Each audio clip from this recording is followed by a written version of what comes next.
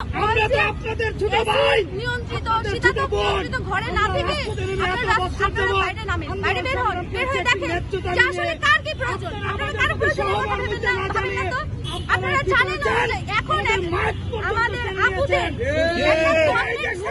Job ছাড়া তাদের বিয়ে দেওয়া কতটা অসম্ভব হয়ে গেছে। সে কথাগুলো চিন্তা করেন, কোন পিছিয়ে পড়া জনগোষ্ঠীর জন্য আপনারা চিন্তা করতেছেন। ছাত্র সমাজ তা রুখে দিয়ে প্রমাণ করে দিয়েছে।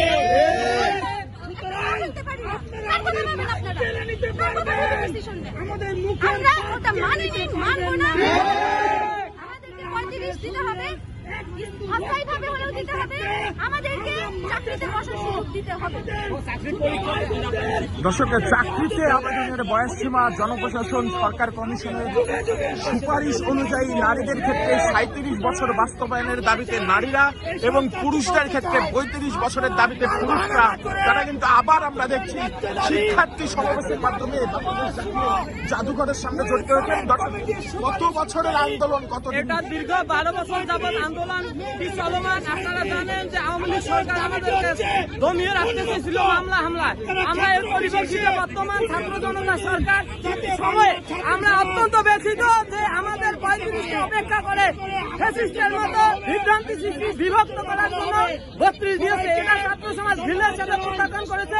এই পরিপ্রেক্ষিতে আমরা আজকে এখানে উপস্থিত হয়েছি। আমরা এখান থেকে ছাত্র সমাজের পক্ষ থেকে মাননীয় উপদেষ্টাদের অনুরোধ করছি, আপনারা আমাদের সঙ্গে এসে বসুন।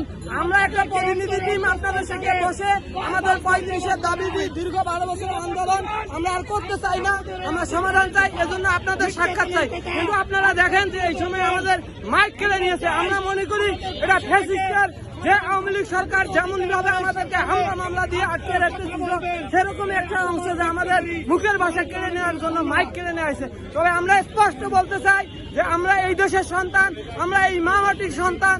আমরা চাকরিতে আবেদনের বয়স বৃদ্ধির জন্য এসেছি, আমাদের অন্য কোনো উদ্দেশ্য নেই। আমরা আপনাদের কাছে বসতে চাই, আমাদের দাবি সমাধান চাই।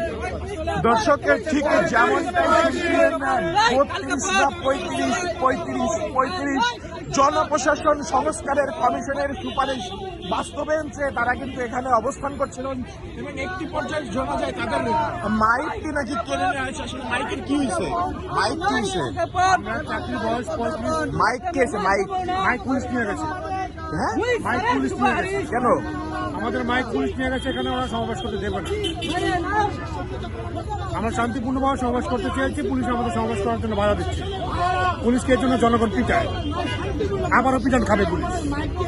দর্শক ঠিক যেমনটাই শুনছিলেন, চাকরিতে প্রবেশের বয়সসীমা 30 থেকে 35 করার দাবিতে যে আন্দোলনে দাঁড়িয়েছেন, সেই আন্দোলনের বাইরে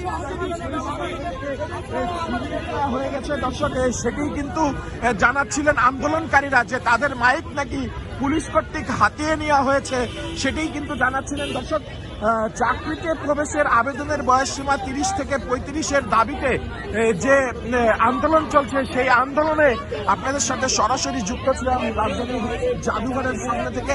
সুজয় মজুমদার, কেটিভি নিউজ 24, ঢাকা।